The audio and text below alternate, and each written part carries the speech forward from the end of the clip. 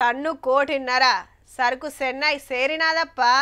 నీ తాన 6 బుల్లెట్లే, మా తాన 60 గొడ్డెళ్ళు. లెక్క సరిపోదు సామి. నాకు రావాల్సిన పైసా అనా అయినా అర్ధనైనా అది 7 కొండల మీదున్నా 7 సముద్రాల అవతలున్నా ఇడిసేదేలే.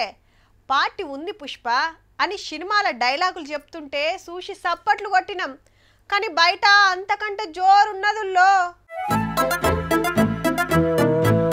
హౌ పుష్ప సరుకే 356 మొద్దులు, 10 టన్నులు, 8 కోట్ల మాలు.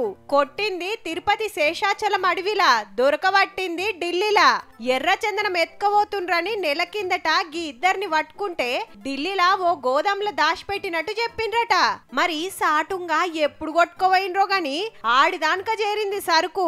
గుజరాత్ నుండి గానీ లేదా తమిళనాడు, కర్ణాటక ఈ ప్రాంతాల నుండి కూడా లాస్ట్ టైం ఇదే విధంగా ఇన్ఫర్మేషన్ ని, అటు టెక్నికల్ ఇన్ఫర్మేషన్ ని క్రోడీకరించుకుంటూ గదన్నట్టు ఇన్ని రోజులు గా రాష్ట్రాల మీదకెళ్లి సముద్రంలా బయటి దేశాలకు సప్లై చేసేదట.